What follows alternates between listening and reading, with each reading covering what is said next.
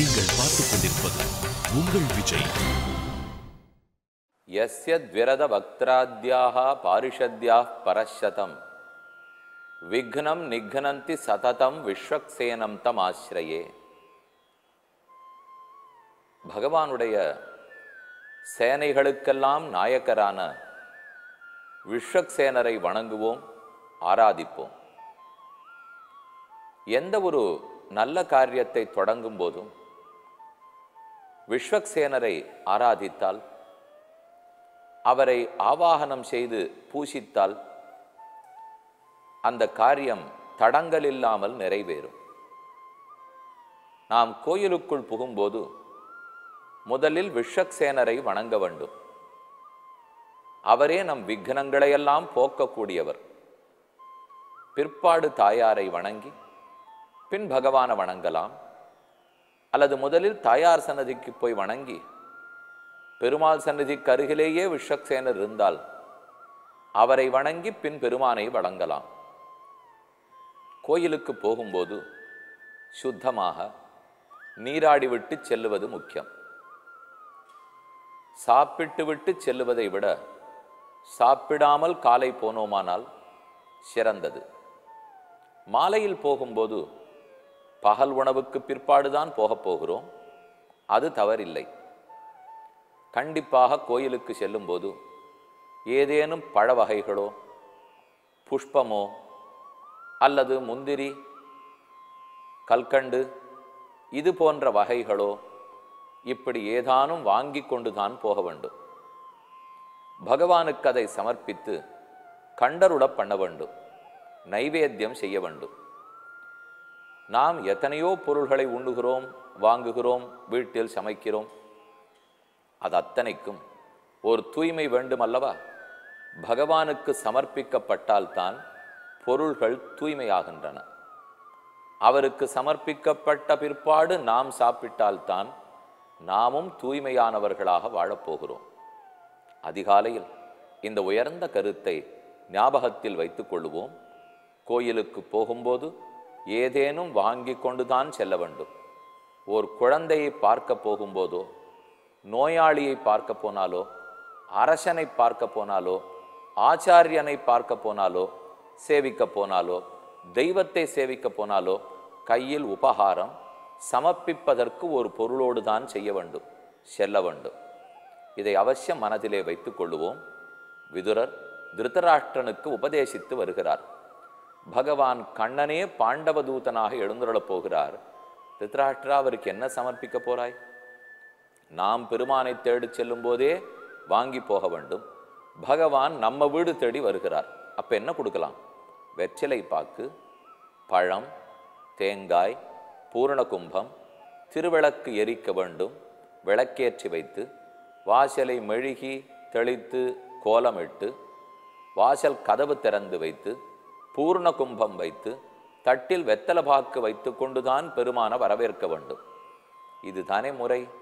ஆனால் துரியோதனன் எப்படி வரவேற்றான் தெரியுமோ? பள்ளம் வெட்டி வைத்து அதற்கு மேல் ரத்தன கம்பளம் விரித்து மேலே பொய் ஆசனமிட்டு அதில் கண்ணனை அமரச் சொல்லி சிறைப்பிடிக்க பார்த்தான். நல்ல வரவேற்பு. இந்த வரவேற்பைத்தான் குத்தலாக விதுரன் திருதராஷ்டிரனிடத்தில் கூறுகிறார். நீ அறிந்து கொண்டது இவ்வளவுதானா? பகவானுக்கு இப்படியா வரவேற்பு கொடுக்க போகிறாய்? இவ்வளவு தூரம் அவன் உனக்கு நட்போட வர பார்க்கிறான். ஆனால் அந்த நண்பனை போய் நீ விரோதியாக்கி கொள்ள பார்க்கிறாய். நல்ல நண்பன் நமக்கு உதவ வருகிறார், வலியவர், திறமைசாலி. அப்படின்னால் அவரிடத்துல பணிந்து போய் நட்பு பாராட்ட வேண்டும். வேணுமென்று அவரை எதிர்த்தோம்னு வச்சுங்க, அப்ப நண்பனையே எதிரியாக்கி கொண்ட குற்றத்துக்கு ஆளாவோம். எதிரிகளை கூட நண்பர்கள் ஆக்கி கொள்ள வேண்டும். அதுதான் புத்திசாலித்தனம். அதை விடுத்து நம்முடைய புத்தி இல்லாத்தனம் எது தெரியுமோ? நல்ல நண்பன் வருபவனை கூட எதிரியாக்கி கொண்டு விடுவோம். அதைத்தான் விதுரர் திருதராஷ்டிரனுக்கு சொல்லுகிறார். நண்பர்களாக பாண்டவர்கள் வர தயார். கண்ணனே உனக்காக தூது வந்து எடுத்து சொல்ல போகிறார். நட்போட கண்ணன் வருகிறான், காப்பாற்றிக்கொள். ஒரு ஸ்லோகம் உண்டு. சத்ரு ரூபாகி சுகிருதா மித்திர ரூபாச்ச சத்ரவக.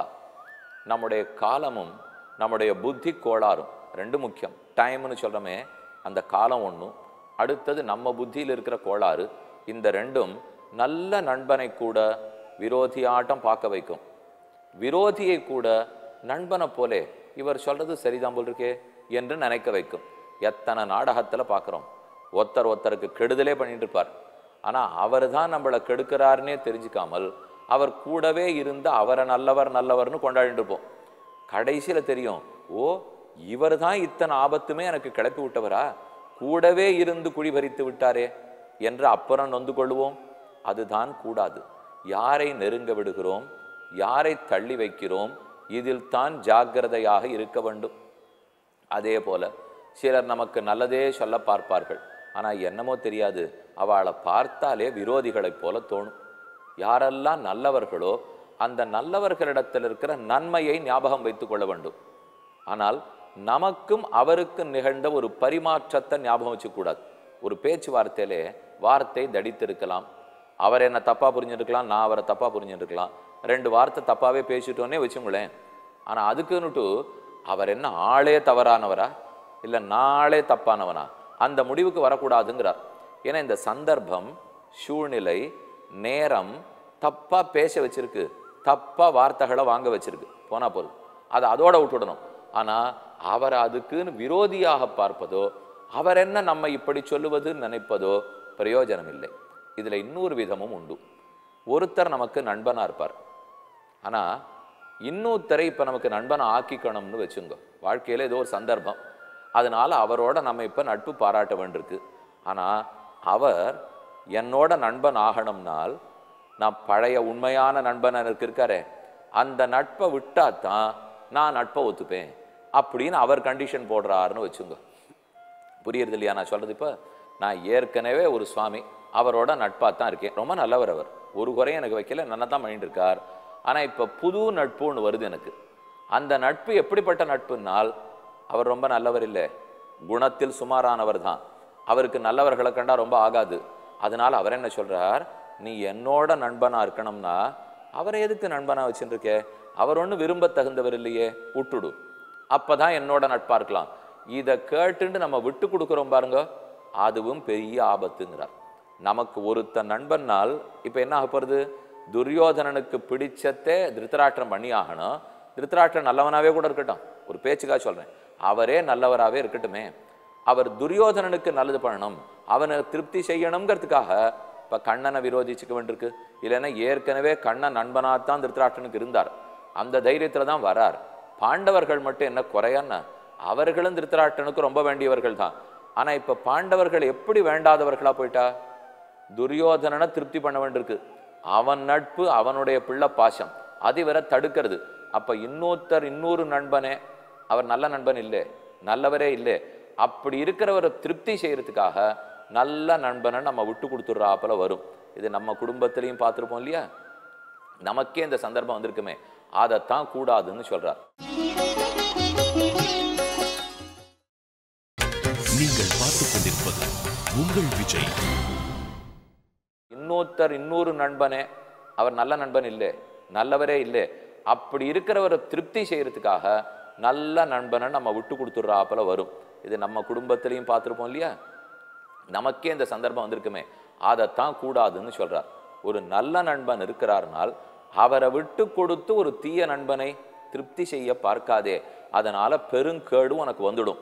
ஆக நட்பு ரூபத்தில் இருக்கிறவா நல்ல நண்பர்களே விரோதியா பார்க்குற சமயம் வந்துடும், விரோதிகளே நண்பர்களா பார்க்குற சமயம் வந்துடும். போனா போரு, அது சமயம், அது நேரம், அதை பற்றி ரொம்ப கவலைப்பட வேண்டாம். அதற்கப்புறம் திரும்பவும் நட்போடு இருக்கலாம். என்ன குறையா, இப்போ அவர் ஏதோ அன்னைக்கு அப்படி நடந்து போச்சு சுவாமி, இன்னிலேருந்து இதை மாற்றிப்போம் அப்படின்னு சொன்னால் ஒத்துக்கிற மனப்பான்மை இருக்கணும். அதையே ஞாபகம் வைத்து கொண்டு இப்படி நடந்ததேன்னு வச்சிருந்தோம்னால் வாழ்க்கைக்கு அப்புறம் முடிவே கிடையாது. ஏன் எத்தனை இடத்துல பார்த்தீங்கன்னா, இப்போ பல இடத்துல பல கோஷ்டிகள்லாம் இருக்குது, இந்த கோஷ்டி அந்த கோஷ்டி இன்னைக்கு சேர்ந்துட்டு இருக்கோம், இந்த கோஷ்டி அந்த கோஷ்டியும் சேர்ந்துட்டு இருக்கோம், யார் என்னைக்கு சேர்ந்துக்க போகிறாள் நம்ம கூட தெரியாது. ஆனால் சேர்ந்து கொண்டு தான் பல காரியங்களை நடத்த முடியும். எப்பேற்பட்ட விரோதம் இருந்தால் கூட விரோதத்தையே பார்த்து கொண்டிருந்து நட்பை மறந்து விட்டோமானால் அப்புறம் பல பாசிட்டிவ் விஷயங்கள் லோகத்தில் நடக்கவே நடக்காது. சிறந்த நண்பர்களாக இருந்துட்டு அவ இப்போ பிரிஞ்சிருக்கான்னு வச்சுங்க, அது ஊர் வாய்க்கு மெல்லுவதற்கு அவல். அதையும் ஞாபகம் வச்சுக்கணும். இவ 2 பேரும் சேர்ந்தா இருப்பா, இப்போ என்னமோ தெரியல, அவர்களுக்குள்ள என்னவா இருந்திருக்குமோ சின்ன பிணக்கா கூட இருக்கும். ஆனா ஊர் அதை எப்படி தெரியுமோ பேசும், ரொம்ப பெரிய பெரிய விஷயத்தை எல்லாம் கற்பனை பண்ணி, கற்பனை திறனுக்குத்தான் நம்ம மனுஷர்களுக்கு கேட்கவே வேண்டாமே, எத்தனையோ கற்பனை பண்ண தெரியும் இல்லையா. ஆழ்வாரூர் பாசுரத்தில் அது கண்டு இவ்வூர் ஒன்று புணர்க்கின்னதே என்று கூறினார். அதாவது ஒரு பெண் கோபிகாஸ்திரி, அந்த கோபிகனுடைய தாயார், அவள் பக்கத்து வீட்டுக்கு போயிருக்கா, வரா, அண்ட வீட்டுக்கு போய் எதையோ வாங்கிட்டு வரா. கண்ணன் பெண்ணோட ஒரு நிமிஷம் எங்கேயோ நின்று பேசினாராம். கண்ணன் பிருந்தாவனத்துக்கு போறார், வரார். இந்த பெண்ணு நின்று பார்த்தாலாம். பார்த்த உடனே ஊர்க்காரெல்லாம் பேச ஆரம்பிச்சிட்டாலாம். அந்த பெண்ணுக்கும் கண்ணனுக்கும் ஏதோ இருக்கு போல் இருக்கு, அதனால தான் பேசிட்டு இருக்காள்னா, என் பெண் என்னமோ கண்ணன் போயிட்டு வரானேன்னு பார்த்தா. அதனால ஊருக்கு வேலை என்ன தெரியுமோ, நமக்கு ஏதான ஒரு காரணத்தினால நட்போ பிணக்கோ இருந்தால் அதை கை கால் கண்ணு மூக்கு காது எல்லாத்தையும் ஒட்ட வச்சு செஞ்சுடும். அப்போ நண்பர்கள் புரிஞ்சுக்க வேண்டியது என்ன, இதுக்கெல்லாம் நம்ம வீணா இடம் கொடுக்கணுமா என்று தெரிந்து கொள்ள வேண்டும். ஆக நண்பர்களே விரோதிகளாக கண்ணில் படும் நேரம் வரலாம், விரோதிகள் கூட நண்பர்களைப் போல ஏமாற்றும் நேரம் வரலாம். அங்கதான் நம்ம ஜாக்கிரதையா இருக்கணும். கன்று குணிலாவிரிந்தாய் கடல் போற்றி என்று பாசுரம். பொன்ன சகடமுதைத்தாய் புகழ் போற்றி, கண்ணு குணிலாவிரிந்தாய் கடல் போற்றி, குன்னு குடையாவிடுத்தாய் குணம் போற்றி என்று ஆண்டாளுடைய பாசுரம். அதிலே கீழே ஒரு கண்ணுக்குட்டி நிற்கிறது, மேலே ஒரு விளாம்பழம் தொங்குறது. கண்ணுக்குட்டி ஆசையாக கண்ணன்ட்ட வருது. அவர் அதை தடவி கொடுக்குறார், முத்தமிடுறார். அப்படி கண்ணுக்குட்டி பார்த்தா நெஜ கண்ணுக்குட்டி இல்லை, வத்சாசுரன் ஒரு அசுரன். அந்த அசுரன் கன்றுக்குட்டி பேரில் ஆவேசிச்சுட்டான். மேலே விளாம்பழம் தொங்கிட்டு இருக்கா, அது கபித்தாசுரன். இந்த ரெண்டு பேரும் ஒத்தருக்கொத்தர் பேசிட்டு கண்ணனை கொல்றதுக்காக வந்திருக்கா. சட்டுன்னு புரிஞ்சு விட்டார் கண்ணன். கீழே இருக்கிற கண்ணுக்குட்டியே ஒரு சுத்து சுத்தினார். அதை தடி ஆட்டம் பயன்படுத்தி மேலே விளாம்பழத்தை நோக்கி அடித்தார். ஒன்றுக்கொன்று மோதிண்டு ரெண்டு கீழே விழுந்தது, ரெண்டுத்துக்கும் பிராணம் படுத்து. ஆனால் ஆண்டாளுக்கு கவலை என்ன தெரியுமா, அது விழற சமயத்தில் ஒன் தலையில் விழுந்திருந்ததுன்னா என்ன பண்ணியிருப்பேன், நல்ல வேளை அது எங்கேயோ தள்ளி போய் விழுந்ததே. இப்போ விழற சமயத்திலேயாவது கண்ணன் தலையில் விழுவோம், என்ன விழுந்திருந்தா உனக்கு என்ன ஆபத்து வந்திருக்குமோ. அப்போ அங்கே பாருங்க, நண்பனே விரோதி ரூபத்தில் வந்தான் அல்லவா. கண்ணனுக்கு இந்திரன் தான் கோபப்பட்டான். கோவர்தன மலைக்கு படைக்க வேணும்னு கண்ணன் பிடிவாதமாக கூறினார். அந்த வருஷம் வரைக்கும் இந்திரனுக்கு தான் அந்த ஊரில் படைப்பார்கள். கண்ணன் அந்த வருஷம் மாற்றி விட்டார். ஒத்துக்க வேண்டித்தானே, இந்திரனுக்கு என்ன இப்போ இந்த ஷோர் இல்லைன்னா ஷோர் இல்லையா, ஏதோ கண்ணன் சர்வலோக மகேஸ்வரன் சொல்லியிருக்காரே, காரணமாக தான் சொல்லியிருப்பார் என்று புரிஞ்சுட்டு இருக்க வேண்டாமா. இந்திரன் கண்ணனிடத்துல எத்தனை காரியம் நடந்துட்டு இருக்கார். இதே கண்ணன் தான் வாமனாவதாரத்தின் போது இந்திரன் இழந்த 3 லோகங்களையும் மகாபலி சக்கரவர்த்தியினிடத்திலிருந்து மீட்டு கொடுத்திருக்கிறார். அந்த நன்றி இருக்கணுமா இல்லையா. பல காரியங்கள் நம்ம ஒருத்தர் இடத்துல பெற்றிருக்கோம், அவரால் தான் நமக்கு ஒரு பேரு, நமக்கு ஒரு ஐடென்டிட்டியே கிடைச்சிருக்கு. அப்படின்னா சட்டுன்னு விட்டுட்டு எப்படி விலகி விடலாம். அப்போ அதற்குரிய கிருத்தஜத்தை இருக்கணும், நன்றி இருக்க வேண்டும். இந்திரனுக்கு அந்த நன்றி இருக்கல. கண்ணன் இப்படி படையலை மாத்திவிட்டார்னு கேள்விப்பட்ட உடனே 7 நாள் இரவு பகல் பாராமல் மழை கொட்டிற்று. கண்ணன் பார்த்தார், நண்பனா இருந்து அடிமையா இருந்து கைங்கரியம் பண்ண வேண்டிய இந்திரன் இத்தனை நல்லதை என்கிட்ட வாங்கிட்டு இருக்கிறவன், அவனுக்கு போய் என்ன இவ்வளவு கோபம் என்று தான் குன்று குடையாக எடுத்தான். கோவர்தன மலையை தூக்கி பிடித்து கல்லெடுத்து கண்மாறி காத்தா என்னும் என்று திருமங்கியாழ்வாருடைய ஆச்சரியமான பாசுரம். பெருமான் கோவர்தன கிரிதாரியாய் இன்றைக்கும் துவாரகாதீசன். குஜராத் மேற்கு சமுத்திர கரை துவாரகா, கோமதி துவாரகான்னு பேர். அங்க துவாரகாதீசனா பெருமாள் எழுந்துள்ளி உள்ளார். ரொம்ப ஆச்சரியமான ஊர். உங்களுக்கு எப்போ வாய்ப்பு கிடைச்சதுனாலும் அவசியம் போய் சேவித்து விட்டு வர வேண்டும். பஞ்சத்வாரகா பஞ்சத்வாரகான்னு சொல்றோம். பேட் துவாரகா, கோமதி துவாரகா, டாக்கூர் துவாரகா, மூல் துவாரகா, ஸ்ரீநாத துவாரகா என்ன 4 துவாரகைகள் குஜராத்தில் இருக்கு. ஒரே ஒரு துவாரகை மட்டும் ராஜஸ்தான், உதய்பூருக்கு வடக்க 50 கிலோமீட்டர்லே. அதுதான் மீராபாய்க்காகவே இருந்த ஆச்சரியமான துவாரகை. அங்குதான் கண்ணன் கோவர்தன மலையை தூக்கி பிடித்தார். இதெல்லாம் இப்போ எதுக்காக சொல்லிட்டு இருக்கேன், அப்படி கண்ணன் நண்பனாகத்தான் இருந்திருக்கணும் இந்திரன். ஆனால் அவரே விரோதியா வந்தார் பாருங்க. விரோதியா வந்தா கூட, பகைவன் பகைவனா இருந்தால் அடையாளங்கள் பிடிச்சிருவோம். ஆனால் நண்பன் பகைவனா நடந்து விட்டாதான் நமக்கு அடையாளமே தெரியாமல் போகும். அதனால ஜாகிரதையா கண்ணில் நன்னா லென்ஸ் வச்சுன்னு பார்க்கணும். இவன் நிஜமான விரோதியா இல்லை வேஷம் போட்டுன்னு வந்திருக்கிறவரா, உண்மையான நண்பரா இல்லை வேஷம் போட்டிருக்கிறவரான்னு புத்தியை உபயோகப்படுத்தணும். அப்புறம்தான் நட்பையே விரோதத்தையே ஏற்றுக்கொள்ள வேண்டும் என்று இன்று நாம் பார்த்தோம். ஆக ஒத்த நண்பர்கள் தான் பிரிந்தாலும் எப்படி நடந்துக்கணுங்கிறத சொன்னேன். நட்பு பிரியறதுல அர்த்தம் இல்லை. இப்போ தானே பிரிஞ்சத்தை ஒட்ட வச்சு விடலாம். தன்னால நண்பர்களாக இருந்தவர் தானே, ஏதோ ஒரு மனஸ்தாபம் விட்டு கொடுத்தா சரியா போறது, தாராளமா சரிப்படுத்துறதுக்கு முடியும். ஏன்னா பல விதத்திலும் உதவிகள் நடந்திருக்கும் இல்லையோ, அதை நாம மறக்காம இருக்க வேண்டும். ஆனால் நட்பு உருவத்தில் இருக்கிற விரோதத்தையோ விரோதி உருவத்தில் இருக்கிற நண்பனையோ நன்கு அடையாளம் கண்டுகொள்ள வேண்டும். இதை இன்று பார்த்தோம்.